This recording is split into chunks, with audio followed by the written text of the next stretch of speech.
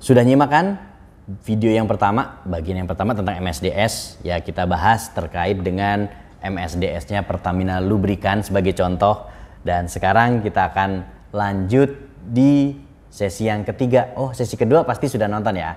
Oke, jangan sampai ketinggalan. Itu penting banget tuh. Seorang pemadam kebakaran harus seperti apa dan juga tim tanggap darurat lainnya. Oke, sekarang kita akan simak ke video yang sesi yang ketiga, bagian 9 sampai dengan bagian 12. Simak sampai sini.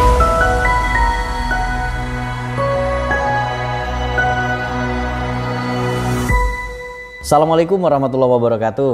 Oke, Sobat Edu Damkar, kita masuk di sesi yang ketiga, yaitu bagian daripada MSDS ke-9. Oke, kita sudah tahu MSDS itu apa. Kalau belum tahu, bisa lihat di sesi yang pertama. Itu dijelaskan terkait dengan MSDS. Ada berapa bagian, itu juga sudah dijelaskan di sesi yang pertama. Nah, sekarang kita lanjut nih pada bagian ke-9, yaitu terkait dengan properti fisik dan juga kimia. Yaitu bagian MSDS ini akan mengidentifikasi properti fisik dan kimia yang berhubungan dengan zat atau campurannya. Nah, ini maksudnya gimana nih? Nah, kita lihat nih. Properti fisik dan kimia, data fisik maksudnya ya, data fisik dan kimia bisa kita lihat.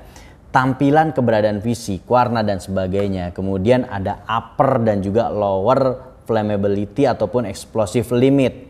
Baunya seperti apa, kemudian tekanan uapnya berapa, batas baunya bagaimana, kepadatan uap, tingkat keasamannya, kepadatan relativitasnya atau relative density-nya seperti apa, tingkat penguapannya, flammability-nya, koefisiennya, suhu, auto ignition-nya, penyalaan sendirinya, kemudian suhu dekomposisi, viskositasnya seperti apa. Nah, ini bisa kita lihat di sini. Contoh adalah nomor SI-nya 30, viskositas kinematiknya pada suhu 40 derajat Celcius misalkan gitu. Ya, yang penting untuk kita paling tidak ini kita bisa lihat di titik nyalanya berapa derajat nih. Oh, titik nyalanya adalah di 237 derajat. Artinya apa? Artinya bahan ini adalah bahan yang akan menyala apabila dia terpanaskan hingga ke suhu 237 derajat.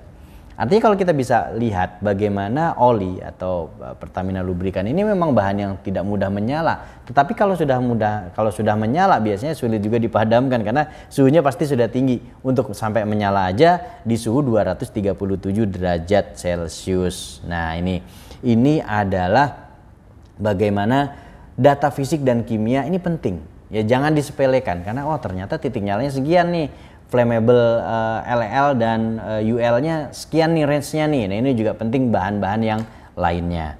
Nah, kemudian bagian ke-9 tadi sudah kita simak atau kita perhatikan. Sekarang kita bagian yang ke-10 yaitu stabilitas dan reaktivitas. Penting lagi nih.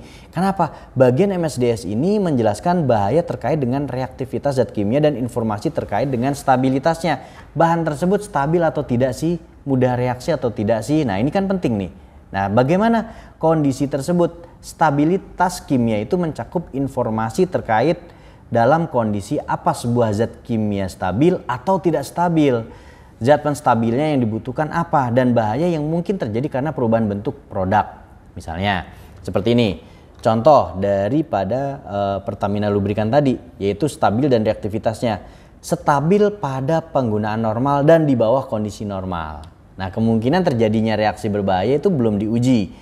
Nah, ini bisa kita lihat reaktivitasnya bagaimana, mencakup kelas bahaya reaktivitas yang dihasilkan dalam uji laboratorium jika tersedia.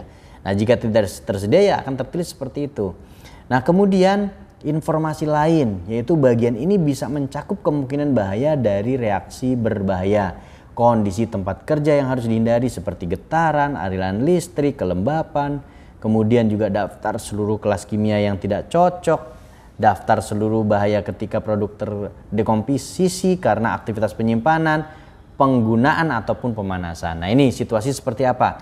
Temperatur di atas kondisi normal ketika situasi yang harus dihindari. Artinya kondisinya tidak boleh temperaturnya terlalu tinggi karena mungkin bahan tersebut mudah untuk menyala misalkan seperti itu. Kemudian ketidaksesuaian terhadap bahan.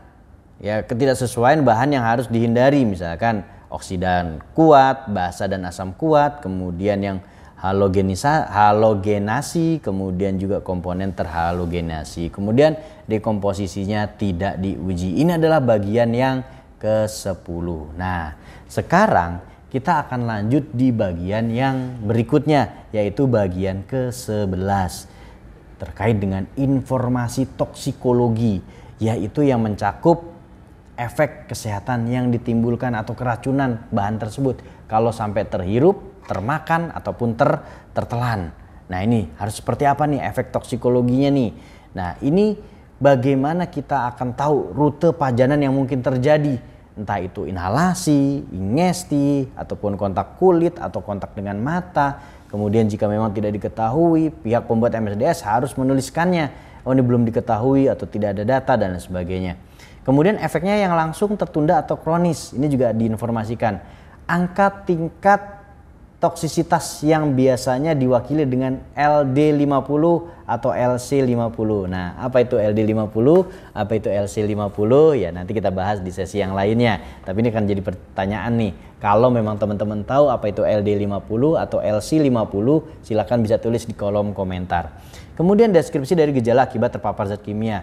Informasi terkait dengan zat kimia ini, apakah sudah terdaftar sebagai zat kimia yang berbahaya atau menyebabkan kanker dari organisasi rujukan seperti OSA ataupun IRC. Nah, contoh seperti ini. Toksisitas akutnya tidak ada data. Batuk nih. Iritasi kulit tidak ada data. Diperkirakan dapat menyebabkan iritasi ringan berdasarkan uji terhadap bahan maupun komponen yang serupa. Nah, ini informasi ini cukup lengkap bagaimana bagian 11 ini menginformasikan terkait dengan toksikologinya seperti apa. Nah, penting kan? Makanya jangan disepelekan. Untuk MSDS itu perlu kita pahami, perlu kita pelajari. Kemudian bagian yang ke-12 yaitu informasi ekologi. Berarti kalau kita ngomongin ekologi, kita akan ngomongin terkait dengan lingkungan gitu ya. Yaitu di MSDS ini akan menyediakan informasi untuk mengevaluasi dampak lingkungan dari zat kimia jika terdapat pelepasan zat kimia ke lingkungan. Nah, ini akan melakukan sebuah tindakan seperti apa nih kalau sampai terlepas kepada lingkungan, apakah dia akan terurai atau seperti apa dan lain sebagainya. Ini penting karena di sini akan dari data uji toksikologi yang tersedia, kemudian keterangan dari zat kimia apakah mampu untuk diurai oleh lingkungan atau tidak. Nah, contoh plastik kan tidak bisa diurai, misalkan seperti itu oleh lingkungan. Kemudian hasil dari uji potensial bioakumulasinya seperti apa? Kemampuan dari zat kimia tersebut untuk masuk ke tanah atau menuju air tanah. Efek lain yang berbahaya seperti penguraian ozon, global warming, potensi merusak kelenjar endokrin dan lain sebagainya. Nah, ini contoh informasi ekologi itu berdasarkan pada data yang tersedia. Nah, ini bisa kita lihat bagaimana kondisi daripada Pertamina Lubrikan terkait dengan ekologi. Contoh, ekotoksisitasnya diperkirakan berbahaya bagi organisme air, bisa menimbulkan efek merugikan dalam jangka panjang di dalam lingkungan air. Rembesan ke dalam tanah akan menyebabkan pencemaran air tanah atau aquifer. Tidak berpotensi menyebabkan pencemaran udara atau kerusakan lapisan ozon karena memang dia tidak bereaksi terhadap ozon, tapi dia akan mencemari lingkungan air. Nah, ini juga jadi perhatian. Mobilitasnya gimana? Komponen oli dasar, daya larutnya rendah, mengambang dan diduga berpindah dari air ke darat. Diduga terpecah menjadi endapan dan partikel air limbah. Jadi kalau ada oli masuk ke dalam air, pasti olinya tersebut akan berada di area permukaan. Jadi dia mobilitasnya atau bergeraknya berdasarkan perpindahan dari air. Air mengalir kemana, dia akan ikut. Jadi pencemarannya akan mengikuti di air. Kemudian persistensi dan juga degradasinya, biodegradasinya seperti apa? Komponen oli dasarnya diduga memiliki sifat bisa terurai secara biologis, diduga. Nah, tapi terurainya berapa lama kita belum tahu. Kemudian bioakumulasinya, produk ini diperkirakan tidak akan terbioakumulasi melalui rantai makanan dalam lingkungan. Kan ada ya kalau kita belajar rantai makanan yang paling tertinggi apa? Misalkan dari tikus, kemudian ular, ada elang. Tikus makan padi, kemudian ular makan tikus, kemudian ular dimakan elang. Nah, elang adalah puncak daripada predator akhir. Nah, biasanya kalau di sana termakan dari awal akan terakumulasi dan elang komposisinya akan lebih tinggi pencemaran di dalam tubuhnya. Nah, itu bagian daripada bioakumulasi. Contoh ikan, ketika ada pencemaran terkait dengan merkuri misalkan dimakan oleh ikan kecil dimakan oleh ikan yang sedang dimakan oleh ikan yang besar dimakan lagi oleh ikan yang lebih besar lagi, maka merkurinya akan terakumulasi lebih banyak di ikan yang besar. Karena apa? Karena sudah terlalu banyak makan ikan yang kecil-kecil tadi gitu ya. Seperti itu gambarannya ya bioakumulasinya. Namun kalau ini tidak ada. Oke, kita sampai di bagian yang ke-12. Nah, untuk itu simak terus karena materi ini saya split atau saya bagi menjadi 4 bagian. Bagian pertama sampai dengan ke-4, kemudian 5 sampai dengan ke-8, 8 sampai dengan ke-12 sekarang. Oke, kita lanjut ke bagian yang berikutnya, tapi setelah ini. Terima kasih. Assalamualaikum warahmatullahi wabarakatuh.